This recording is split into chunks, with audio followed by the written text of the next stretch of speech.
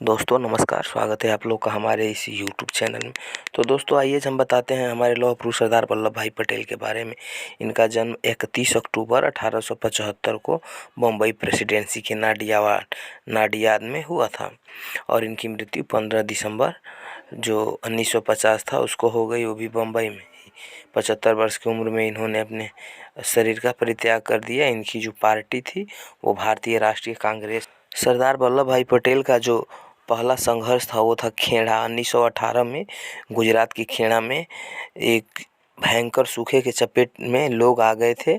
इसके वजह से किसानों ने अंग्रेज सरकार से भारी छूट की मांग की थी, लेकिन ये स्वीकार नहीं किया गया। तभी सरदार वल्लभ भाई पटेल व गांधी जी व अन्य किसान के नेतृत्व करने वाले लोग थे, उन्हें कर देने के लिए प्रेरित किया। अंत में सरकार झुकी और इस संघर्ष को राहत दी गई। सरदार वल्लभ भाई पटेल की यह पहली सफलता थी। इसके बाद से बारडोली सत्याग्रह था, जो भारतीय स्वाधीनता संघर्ष के दौरान 1928 में गुजरात में ही हुआ। ये एक प्रमुख किसान आंदोलन था जिसमें सरकार 22% लगान लगाने को बोल रही थी, लगा भी दी थी, लेकिन इसे घटाकर सरदार वल्लभ भाई पटेल व महात्मा गांधी की वजह से 6.3% कर दिया गया। तो ये दूसरी सफलता थी और इसमें सरदार वल्लभ भाई पटेल को महिलाओं ने सरदार को उपाधि दी थी। सरदार की उपाधि दी गई थी महिलाओं के द्वारा।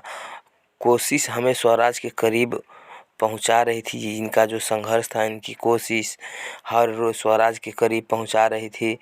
मंजिल तक पहुंचने के लिए इन लोगों ने बहुत ज़्यादा संघर्ष किया।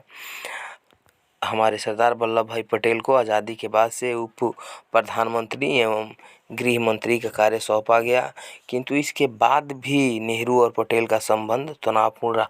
चूँकि सरदार वल्लभ भाई पटेल और नेहरू जी में ज़्यादा बनती नहीं थी। सरदार वल्लभ भाई पटेल तेज़ तर्रार आदमी थे, उनकी सोच दूरदर्शिता वाली थी, वो आगे तक सोचते थे। 562 जो देसी रियासतें थी उसको मिलाने का काम सिर्फ वल्लभ भाई पटेल ही कर सकते थे। इसके बारे में महात्मा गांधी जी को पूरी रूप से पता था।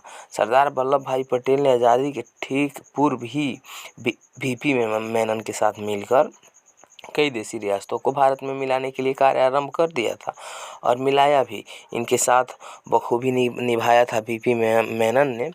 और इसके बाद से जो 3 देसी रियासतें थी वो भारत में मिलने का नाम ले रही थी। वो 3 देसी रियासतें कौन सी?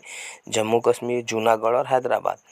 तो इसको सरदार वल्लभ भाई पटेल के अलावा और कोई मिलाने के लिए तैयार भी नहीं होता। महात्मा गांधी ने ये काम इन्हीं को सौंपा और उसके बाद से इनको कहीं पे जनमत संग्रह करा के मिलाया गया, कहीं पे पुलिस भेज के मिला दिया गया, तो कहीं पे सरदार वल्लभ भाई पटेल का बात ना मानने के कारण नेहरू की वजह से पाकिस्तान और भारत में लड़ाइयाँ करनी पड़ी जम्मू कश्मीर के लिए।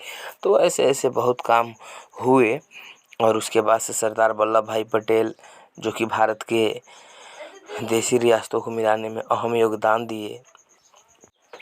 यदि सरदार भाई पटेल के कहने पर चलते तो कश्मीर, चीन, तिब्बत व नेपाल के हालात आज जैसे न होते, क्योंकि सरदार वल्लभ भाई पटेल पहले ही इनको बता चुके थे कि चीन हमारे साथ अच्छा व्यवहार नहीं कर रहा है।